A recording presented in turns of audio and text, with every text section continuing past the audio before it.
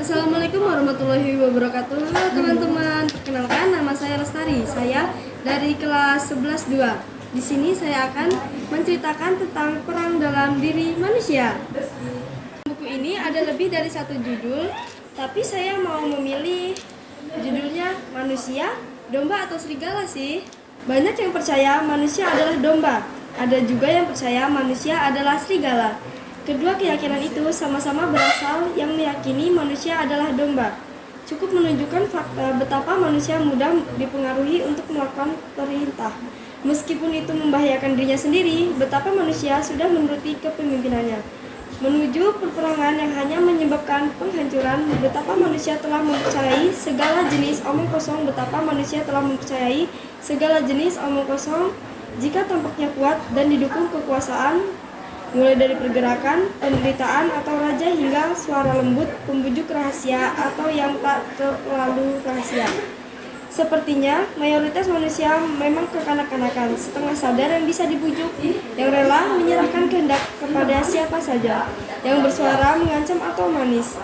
Agar goyah, sesungguhnya ia cukup teguh untuk berserang dengan kerumunan. Hanya pengecualian, bukan hal lazim. Pengecualian yang dikagumi oleh berabad-abad setengahnya, namun seringkali tertawakan oleh orang-orang sezamannya. Dengan asumsi bahwa manusia adalah domba, Inkuisisi Agung dan para diktator membangun sistem. Terlebih lagi, keyakinan inilah bahwa manusia adalah domba dan karenanya membutuhkan kepemimpinan untuk membuat keputusan, yang meyakinkan para pemimpin bahwa mereka sedang memenuhi suatu kewajiban moral walaupun tragis saat memberikan apa yang diinginkan manusia, bahwa mereka adalah pemimpin yang mengangkat beban tanggung jawab dan kebebasan dari manusia. Namun, jika mayoritas manusia adalah domba, mengapa kehidupan manusia sangat berbeda dari kehidupan domba? Sejarah manusia telah ditulis dalam darah, sejarah kekerasan tanpa henti yang menggunakan kekuatan untuk menundukkan kehendak manusia. Apakah taat Pasha sendiri membinasakan jutaan warga Armenia? Apakah Hitler sendiri yang membinasakan jutaan orang Yahudi? Apakah Stalin sendiri yang membinasakan jutaan lawan politiknya? Orang-orang ini tidak sendiri.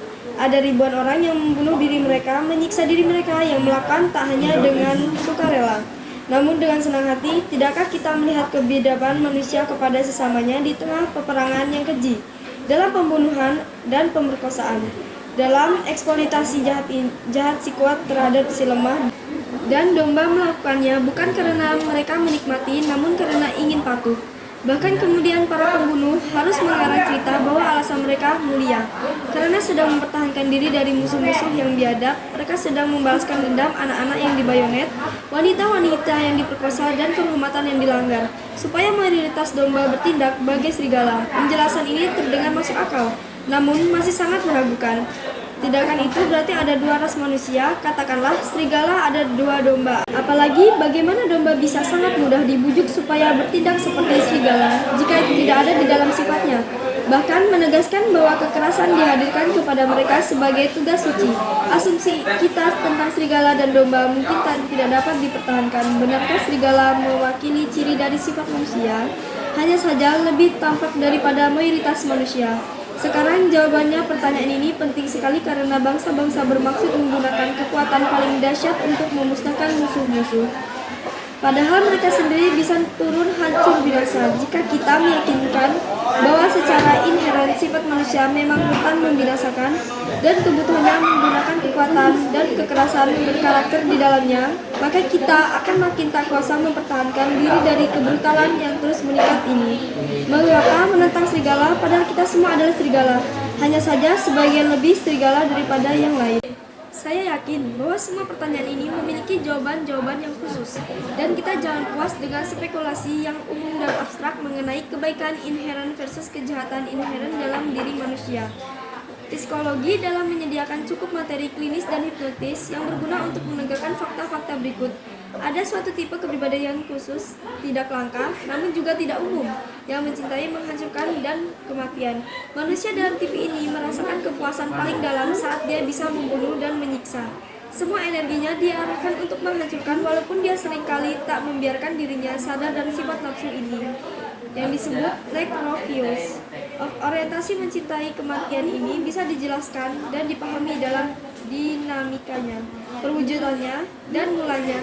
Dari pemeriksaan ini kita melihat bahwa kehancuran bukan sifat manusia, tetapi juga berlawanan dengan sifat manusia. Bukan pula satu kutub dari dua nihilisme. Akhirnya, ada yang memiliki dorongan mencintai kehidupan yang sangat kuat dan dominan, hingga tak ada situasi yang bisa mempengaruhi bergabung dengan para pembunuh. Bab-bab berikutnya dikhususkan untuk menguji secara detail jenis kehancuran paling berbahaya yang berakar dalam cinta pada kematian. Permusuhan necrophilus hostility atau sumber permusuhan yang lain lebih sering dan tidak akan saya bahas di sini. Namun setidaknya ingin saya singgung.